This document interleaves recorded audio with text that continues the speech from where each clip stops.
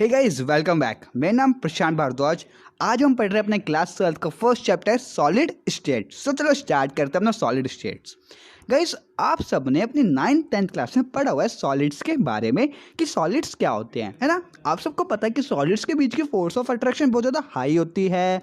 Intermolecular force of attraction solids की बहुत ज़्यादा हाई होती है। इंटरमोलिकुलर डिस्टेंस क्या होता है, बहुत ज़्यादा कम होता है ना। रिजिड्स होते हैं और क्या होता है, इनकी कंप्रेसिबिलिटी सबसे कम होती है ना। ये सब आपने पढ़ा हुआ है।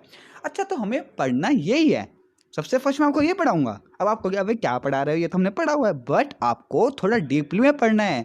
आपको पता है सॉलिड्स के 2 टाइप्स और होते हैं और उनके भी अलग अलग टाइप्स होते हैं, तो आपको 12th में ये सब पढ़ना है। ओके, सो चलो टाइम ना वेस्ट करते हुए स्टार्ट करते हैं अपना टॉपिक। सबसे फर्स्ट मैं आपको सॉलिड्स रिजिड क्यों होते हैं ये बता देता हूँ। भाई देखो, सॉलिड्स रिजिड क्यों होते हैं, इसका रीज़न ये लिखा हुआ है कि जो कंस्टिट्यूएंट पार्टिकल्स होते हैं सॉलिड्स के, उनकी पोजीशन होती है फिक्स। अब पोजीशन फिक्स होती है तो वो अपनी पोजीशन को छोड़ के कहीं और दूसरी पोजीशन पर नहीं जाते, पर वो करते क्या है, वो अपनी पोजीशन पर ही क्या करते हैं, वाइब्रेट आप बोल सकते हो, ऑसिलेट होते हैं। क्या होते हैं, वो अपनी मेन पोजीशन पे ऑसिलेट होते हैं, पर वो अपनी पोजीशन को छोड़ के दूसरी पोजीशन पर नहीं जाते। तो इसलिए हम सॉलिड्स को क्या बोलते हैं, रिजिड्स बोलते हैं। क्या बोलते हैं, सॉलिड्स को हम रिजिड्स बोलते हैं। ओके, सो चलो सॉलिड्स की कुछ प्रॉपर्टीज देख लेते हैं। ये सब आपने पढ़ी हुई है ना, एक रिवाइज कर लेते हैं सॉलिड्स की। सबसे फर्स्ट देखो, सॉलिड्स का मास, वॉल्यूम, शेप कैसी होती है, डेफिनाइट होती है। इंटरमोलिकुलर डिस्टेंस कैसा होता है, बहुत कम होता है। क्या होता है, बहुत कम होता है। आपको पता है ना कि जो पार्टिकल्स होते हैं सॉलिड्स के बहुत ज़्यादा पास पास होते हैं, है ना। और पास पास होते हैं, देखो आपने सॉलिड्स का स्ट्रक्चर देखा होगा, सॉलिड्स के पार्टिकल्स क्या होते हैं, बहुत ज़्यादा पास पास होते हैं ना। अब पास पास होने की वजह से क्या होता है, जो इनके बीच का डिस्टेंस होता है वो होता है बहुत ज़्यादा कम। अब डिस्टेंस बहुत ज़्यादा कम होता है और जो फोर्स ऑफ अट्रैक्शन होती है इन पार्टिकल्स के बीच की क्या होती है, बहुत ज़्यादा स्ट्रॉन्ग। क्या हो जाती है, बहुत ज़्यादा वो हो जाती है स्ट्रॉन्ग, है ना। ये सब अभी हमने पढ़ना है। ओके, सो देखो अगले पॉइंट ये लिखा हुआ है, उसके बाद लिखा हुआ है कि जो कंस्टिट्यूएंट पार्टिकल्स होते हैं किसके, सॉलिड्स के, वो अपनी ही पोजीशन पर ऑसिलेट करते हैं। क्या करते हैं, अपनी पोजीशन पर ऑसिलेट करते हैं, ठीक है। और ये कंप्रेसिबल, ये इनकम्प्रेसिबल होते हैं। क्या होते हैं, इनकम्प्रेसिबल होते हैं, रिजिड्स होते हैं। ओके, सो आगे चलते हैं। अब हम 12th स्टैंडर्ड का पढ़ते हैं। ये तो 10th स्टैंडर्ड का था जो आपको लुल्लू पुल्लू लगा, ठीक है। तो चलो आगे बढ़ते हैं। यार सॉलिड्स को हम क्लासीफाई करते हैं 2 वे में। एक होता है मेरा क्रिस्टलाइन सॉलिड, एक होता है एमरफॉस। अच्छा, क्रिस्टलाइन एमरफॉस क्या होते हैं, अभी आप कल क्रिस्टलाइन एमरफॉस समझो, उसका नाम बताऊंगा। क्रिस्टलाइंस के भी अलग अलग टाइप्स होते हैं। ओके, तो चलो स्टार्ट करते हैं। अभी हम पढ़ रहे हैं क्रिस्टलाइन सॉलिड्स। तो क्रिस्टलाइन सॉलिड्स होते क्या हैं, देखो जो क्रिस्टलाइन सॉलिड्स होते हैं वो बने होते हैं छोटे छोटे, बहुत सारे छोटे छोटे क्रिस्टल्स के, ठीक है। और वो जो हर एक जो क्रिस्टल होता है ना, जो जिससे वो बने होता है, उन हर एक क्रिस्टल का शेप, या आप बोल सकते हो, मतलब आप बोल सकते हो शेप कैसी होती है सबकी, मतलब मैं बोलूँ सबकी शेप कैसी होती है, डेफिनाइट होती है। मतलब एक तरह से सेम होती है, सारे सेम साइज़ के होते हैं, मतलब डेफिनाइट होती है, ठीक है। और जो अरेंजमेंट होती है उन पार्टिकल्स की, जो अरेंजमेंट होती है कंस्टिट्यूएंट पार्टिकल्स की, वो किस मैनर में होती है, एक ऑर्डर में होती है। मतलब जैसे A B A B A B A B, ऐसे एक ऑर्डर होता है, A B A B A B A B ऐसे चल रहा है ना, एक ऑर्डर होता है। और वो ऑर्डर कहाँ होता है, एक वो बहुत लॉन्ग रेंज ऑर्डर होता है। क्या होता है, बहुत लॉन्ग रेंज ऑर्डर होता है, बहुत बड़ा ऑर्डर होता है, बहुत बड़ा, ठीक है। इसे हम बोलते हैं लॉन्ग रेंज ऑर्डर, ठीक है। अब देखो एग्जाम्पल क्या होता है, एग्जाम्पल देखो क्या होता है, सोडियम क्लोराइड NaCl और आपका क्वार्ट्स, ये क्या होते हैं, एग्जाम्पल होता है क्रिस्टलाइन सॉलिड्स के। अच्छा, जो मैंने आपको बताया थोड़ा मैं उसको एक्सप्लेन कर देता हूँ, ठीक है। सो मैंने एक एग्जाम्पल दिया, जैसे मैंने आपको बताया कि जो मेरे क्रिस्टलाइन सॉलिड्स होते हैं, जो उसके कंस्टिट्यूएंट पार्टिकल्स होते हैं, क्या होते हैं, जो उसके कंस्टिट्यूएंट पार्टिकल्स होते हैं, देखो आप देख सकते हो, देखो जो मैंने बताया वही लिखा हुआ है इसमें, और वो बताऊंगा कैसे। देखो सबके, देखो ये देखो सबकी फिगर देखो कैसी है, इन सबकी शेप देखो कैसी है, डेफिनाइट है सबकी शेप। देखो कोई ऊपर कोई बड़ा छोटा तो नहीं है ना, सबकी शेप कैसे डेफिनाइट है ना। और ये एक बहुत बड़ा ऑर्डर होगा, ये तो स्क्रीन पे छोटा दिख रहा है ना, ये होगा एक बहुत लॉन्ग रेंज ऑर्डर होगा, बहुत लॉन्ग रेंज ऑर्डर। ये देखो ये होगा एक बहुत लॉन्ग रेंज ऑर्डर, ठीक है। ये थोड़ा गंदा लग रहा है ना, हटा देते हैं ऐसे। ये क्या होगा, बहुत लॉन्ग रेंज ऑर्डर, ठीक है। अब जैसे मैं बात करूँ, जैसे मैंने बात करी A B A B A B, ऐसे ही आगे होगा, ऐसे यहाँ पर होगा, ऐसे यहाँ पर होगा, ऐसे यहाँ पर होगा। तो क्या है, एक ऑर्डर है ना, एक ऑर्डर आ रहा है कि A B A B A B A B A B A B A B, ऐसा एक क्या आ रहा है, एक ऑर्डर आ रहा है। सो इसलिए मैंने क्या बोला कि भाई जो इसके कंस्टिट्यूएंट पार्टिकल्स होते हैं उनकी अरेंजमेंट किस में होती है, ऑर्डर में होती है, और कैसी होती है, बहुत लॉन्ग रेंज होती है। सो आई थिंक आपको समझ आ गया होगा ना। अब कुछ थोड़े से और पॉइंट्स पढ़ लेते हैं इनके बारे में। सो अगला पॉइंट है कि क्रिस्टलाइन सॉलिड्स के बारे में। जो क्रिस्टलाइन सॉलिड्स होते हैं उनका मेल्टिंग पॉइंट होता है भाई शार्प। ये शार्प मतलब मैं बोल सकता हूँ, जैसे मैं पानी की बात करूँ, हमको पता है पानी बॉयल होता है 100 डिग्री सेल्सियस पर, है ना। अब मेरे को पता है अगर मैं 100 डिग्री सेल्सियस से कम करूँ, टेम्परेचर कम रखूँ, या टेम्परेचर 100 डिग्री सेल्सियस से ज़्यादा रखूँ, तो मेरे को पता है जो वाटर है वो बॉयल नहीं होगा, है ना। अच्छा, ऐसा तो नहीं है कि आपने 100 के बाद तुमने 105 कर दिया, अब पानी अब जाके बॉयल हो रहा है, ऐसा तो नहीं। जैसे ही टेम्परेचर 100 डिग्री पर आएगा वैसे ही बॉयल होने लग जाएगा। इसका मतलब क्या है कि वाटर का एक फिक्स पॉइंट है बॉयल होने का, कौन सा, 100 डिग्री सेल्सियस। तो ऐसे जो मेरे क्रिस्टलाइन सॉलिड्स होते हैं उनका एक फिक्स पॉइंट होता है मेल्ट होने का, कि अगर टेम्परेचर इस पॉइंट पर आ गया तो इस सॉलिड क्या हो जाएगा, मेल्ट हो जाएगा। जैसे मैं बात करूँ आइस, आइस कब मेल्ट होती है, 0 डिग्री सेल्सियस पर। जैसे ही टेम्परेचर 0 डिग्री सेल्सियस आया आइस मेल्ट होना स्टार्ट कर देगी, है ना। सो मतलब शार्प मतलब हम बोल सकते हैं कि इसका एक तरह से एक फिक्स पॉइंट होता है मेल्ट होने का, कि इस पॉइंट पर ये सॉलिड मेल्ट होना स्टार्ट कर देगा। ओके, आगे पढ़ते हैं कुछ और कि क्रिस्टलाइन सॉलिड्स मेरे एनआइसोट्रॉपिक होते हैं। यार इसमें होते हैं बहुत ज़्यादा कन्फ्यूजन कि यार आइसोट्रॉपिक होते हैं एनआइसोट्रॉपिक होते हैं, ठीक है। तो आप याद रखना जो मेरे क्रिस्टलाइन होते हैं वो मेरे होते हैं एनआइसोट्रॉपिक। अच्छा, एनआइसोट्रॉपिक मतलब क्या होता है कि डिफरेंट फिजिकल प्रॉपर्टीज़। क्या होता है एनआइसोट्रॉपिक मतलब क्या होता है कि डिफरेंट फिजिकल प्रॉपर्टीज़। देखो मैं बताता हूँ, यहाँ एनआइसोट्रॉपिक लिखा हुआ है, इसकी जो डेफिनेशन है वो ये है कि क्या होता है कि जो फिजिकल प्रॉपर्टीज है जैसे इलेक्ट्रिकल रेजिस्टेंस या रिफ्रैक्टिव इंडेक्स, इसकी वैल्यू आती है अलग अलग। जब मैं इसको अलग अलग डायरेक्शन से मेजर करता हूँ तो इन सब की वैल्यू क्या आती है, अलग अलग आती है। अब अलग अलग आती है तो मैं कह देता हूँ ये मेरे कैसे एनआइसोट्रॉपिक होते हैं। अच्छा, अलग अलग क्यों आएगी, तो आप देखो मैंने अभी आपको बताया था, जैसे मैं बात करूँ इसकी, तो देखो यहाँ से ऑर्डर ए बी ऐसा होगा, ठीक है। यहाँ से ऑर्डर बी से कुछ स्टार्ट हो रहा होगा, क्योंकि यहाँ पर लास्ट में आएगा जो A B A B A B A B A B, है ना। नाउ मैं बात करता हूँ बी ए ऐसे होगा। तो आप देखो यहाँ से तुम मेजर करोगे कुछ और प्रॉपर्टी आएगी, यहाँ से मेजर करोगे ए ऐसा कुछ आएगा, यहाँ से मेजर करोगे बी ऐसा कुछ आएगा। तो जैसे जैसे तुम डायरेक्शन चेंज कर रहे हो क्या हो रहा है, आपके जो ऑर्डर चेंज हो रहा है, मतलब मैं बोलूँ ऑर्डर चेंज हो रहा है। अब ए बी के अलावा कुछ और ऑर्डर आ रहा है, अब कुछ और ऑर्डर आया तो हम बोल सकते हैं कि इसकी प्रॉपर्टी हर एक डायरेक्शन से, मतलब अगर मैं यहाँ से मेजर करूँ तो कुछ और प्रॉपर्टी आएगी, है ना।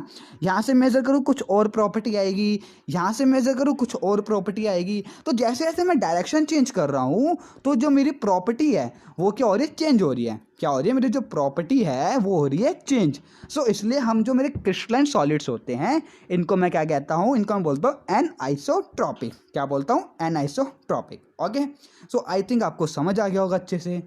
तो चलो आगे चलते हैं ना। अब हम बात करते हैं अपने एमरफॉस सॉलिड्स, क्योंकि एमरफॉस सॉलिड्स क्या होता है। तो यार जो एमरफस होता है इसका मतलब होता है no form.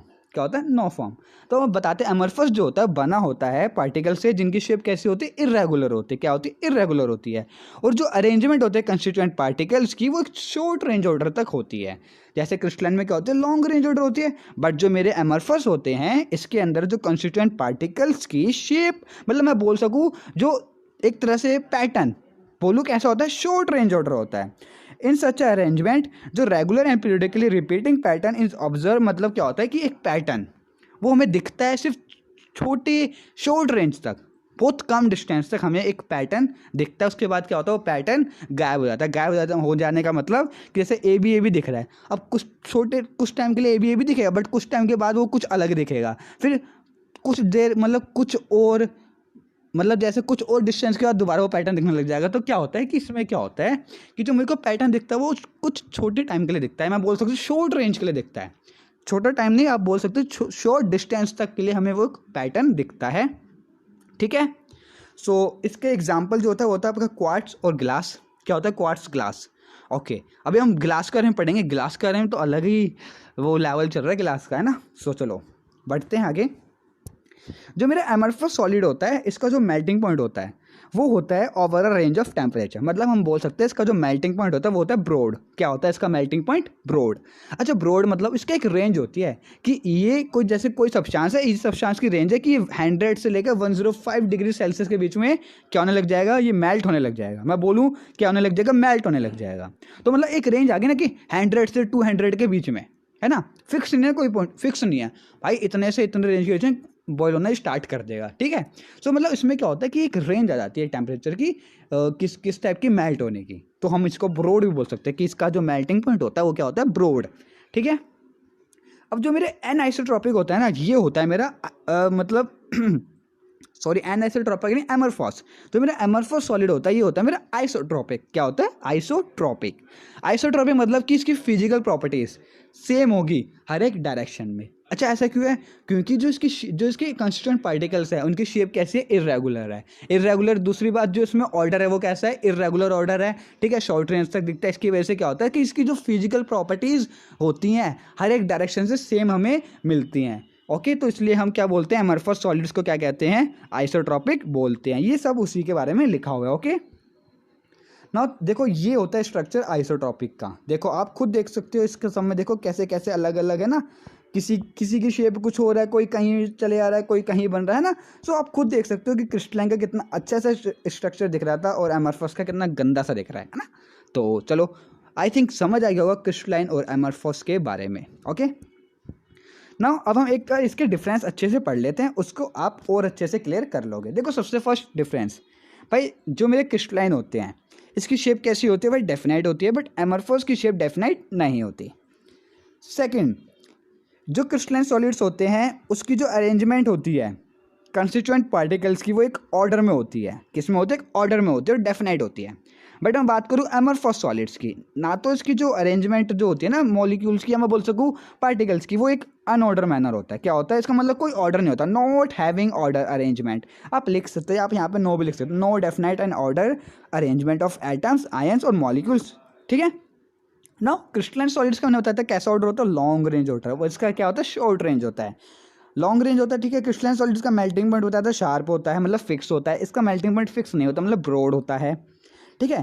Crystal are bounded by plane faces, ये आपने फर्स्ट बार पढ़ा होगा, बट आप लिख के आओगे ना तो आपका एग्जामिनर अच्छे मार्क्स देगा। उसको लगेगा कि लोंडे को अलग नॉलेज भी है, क्रिएटिव लोंडा है, अच्छे मार्क्स। हाँ, तो देखो इसका क्या होता है? नो प्लेन फेस, इसमें कोई प्लेन फेस नहीं होता, इसमें प्लेन फेस होते हैं, ठीक है। ये एन आइसोट्रॉपिक होता है, ये आइसोट्रॉपिक होता है। इसका यूनिट सेल होता है, इसके कोई यूनिट सेल नहीं होता। अच्छा, यूनिट सेल ये अभी हम आगे पढ़ेंगे कि यूनिट सेल होता क्या है, इसके पार्ट 2 में। ओके, एग्जाम्पल देखो NaCl, sodium chloride, sugar etcetera. इसके एग्जाम्पल देखो रबड़, प्लास्टिक, ग्लास। अच्छा, मैंने आपको बताया था ग्लास का कुछ अलग ही प्रॉपर्टी चल रही है। मतलब यार आपको पता है ग्लास को हम सुपर कोल्ड लिक्विड बोलते हैं। अच्छा, सुपर कोल्ड लिक्विड से मेरे को याद आया कि जो मेरे क्रिस्टलाइन सॉलिड्स होते हैं ना, इन्हें हम ट्रू सॉलिड्स भी बोलते हैं। क्या बोलते हैं? इन्हें हम ट्रू सॉलिड्स बोलते हैं, और इन्हें हम क्या बोलते हैं? इन्हें हम सुपर कोल्ड लिक्विड्स बोलते हैं। क्या बोलते हैं? Super cold liquids. ये इसमें लिखा नहीं, बट मेरे को याद आ गया ग्लास से, तो मैंने आपको बता दिया। अच्छा, हम इन्हें सुपर कोल्ड लिक्विड्स क्यों बोलते हैं? और ग्लास मेरा सुपर कोल्ड लिक्विड है, ऐसा क्यों? यार ग्लास के पास क्या होता है? देखो, जब आप जैसे मैं आपको एग्जांपल से बताऊं, आपने क्या करा, आप अपने घर पे लाए कांच का गिलास। जस्ट इमेजिन, कांच का गिलास है, थोड़ी ड्राइंग मेरी गंदी है, बट इतनी भी गंदी नहीं जो आपको समझना है। चलो कोई नहीं। तो देखो मैं लाया एक कांच का गिलास घर पे, बड़ा नया गिलास है भाई, मज़ा आ रहा है वे इसमें, भाई लाओ दूध वूध लाओ, चाय वाय पीते हैं। तो आप क्या करो, जैसे आप चाय पियो कुछ दिन तक, तो आपको थोड़ा ना इसको ऊपर का ये जो फेस होता है ना, थोड़ा आपको ना मोटा मोटा लगेगा। बट जब आप इसको रेगुलर यूज़ करोगे ना, तो कुछ टाइम बाद क्या होगा, ये चीज़ पतली हो जाएगी और ये चीज़ क्या हो जाने लग जाएगी, मोटी होने लग जाएगी। नीचे की चीज़ क्या होने लग जाएगी, मोटी होने लग जाएगी। ये चीज़ जैसे ही आप इसको यूज़ करते रहोगे ना धीरे धीरे, तो ऐसे होगा कि नीचे की जो है आपकी लेयर ये मोटी होने लग जाएगी और ये वाली कैसे होने लग जाएगी, पतली। ऐसा क्यों होता है? या क्योंकि गिलास के पास एक प्रॉपर्टी होती है कि गिलास ना धीरे धीरे क्या करता है, फ्लो करता है, धीरे धीरे धीरे धीरे बहता है नीचे की तरफ। क्या करता है? बहता है। अब जो चीज़ बहती है, जो चीज़ फ्लो करती है, हम क्या कहते हैं, लिक्विड्स बोलते हैं। तो इसलिए क्या होता है, गिलास का कुछ ऐसे, मतलब गिलास का प्रॉपर्टी होती है कि वो भय, बट कुछ ऐसी प्रॉपर्टीज भी होती है जो इसको लिक्विड्स में, मतलब सॉलिड्स में भी मतलब देखी जाती है। तो इसलिए हम क्या बोलते हैं कि गिलास जो है मेरा सुपर कूल्ड लिक्विड्स है। क्या है? मेरा सुपर कूल्ड लिक्विड्स। ओके, सो आपके एनसीईआरटी में इसका है कि भाई बताओ कि ग्लास उसमें घर का है एग्जाम्पल, कि यार जो बिल्डिंग्स होती है उनके जो ग्लास हो जाते हैं वो थोड़े मिल्की ऐसा कुछ टाइप का है कोई क्वेश्चन मैंने देखा था, ठीक है। सो कोई नहीं, जब इसका सॉल्यूशन करेंगे जब अच्छे से और अच्छे से बताएंगे, बट जितना मेरे को पता है मैं आपको अच्छे से बताऊंगा, ओके। सो ये था आपका क्रिस्टलाइन एमरफॉस। नाउ अब हम बात करते हैं क्रिस्टलाइन सॉलिड्स की। मैंने बताया था आपको भाई क्रिस्टलाइन सॉलिड्स का अलग ही सीन चल रहा है। क्रिस्टलाइन सॉलिड्स के अलग 4 पार्ट होते हैं, मोलिकुलर सॉलिड्स, आयनिक solids, crystal solids, metallic solids. अब भाई ये जो मेरे मॉलिकुलर सॉलिड्स होते हैं ना, इसके अलग 3 पार्ट होते हैं, पोलर, नॉन पोलर, हाइड्रोजन। अरे ये क्या हो गया, इतने सारे पार्ट्स। यही तो आपकी 12th है भैया, इसमें आपको डीपली जो पढ़ना है ये सब आपने 10th में नहीं पढ़ा होगा, अब पढ़ोगे 12th में। कोई लड़का सोच रहा होगा भाई पहला चैप्टर सॉलिड स्टेट, अब ये तो हमने पढ़ा हुआ है भाई, क्या क्या है ये नहीं पढ़ा होगा बट तुमने, है ना। चलो यार ये भी बहुत ईजी होता है, तो चलो देखते हैं। सो देखो यार, बड़े प्यार से आप वैसे टेबल अपने माइंड में रख लेना, सब कुछ क्लियर है ना। मैं बात करूँ सबसे फर्स्ट क्रिस्टल आयनिक की। आयनिक में जो आयनिक क्रिस्टल होता है, जो उसके पार्टिकल्स होते हैं उनके बीच की जो फोर्स होती है, जो एक पार्टिकल दूसरे पार्टिकल पे फोर्स लगा रहा होगा आयनिक में, कैसी होती है, डिस्पर्जन फोर्स होती है। आप बोल सकते हो कोलम्बिक अट्रैक्शन फोर्स होती है। प्रॉपर्टीज़ क्या होती है आयनिक की कि भाई ये बहुत हार्ड होते हैं। अब हार्ड होते हैं तो मेल्टिंग पॉइंट कैसा होगा भैया, हाई होगा। अच्छा, पुअर कंडक्टर ऑफ इलेक्ट्रिसिटी और हीट होते हैं। क्या होते हैं, पुअर कंडक्टर। एक बात बताऊँ आपको, ये तीनों ही पुअर कंडक्टर होते हैं, बस मेटलिक होता है जो गुड कंडक्टर होता है।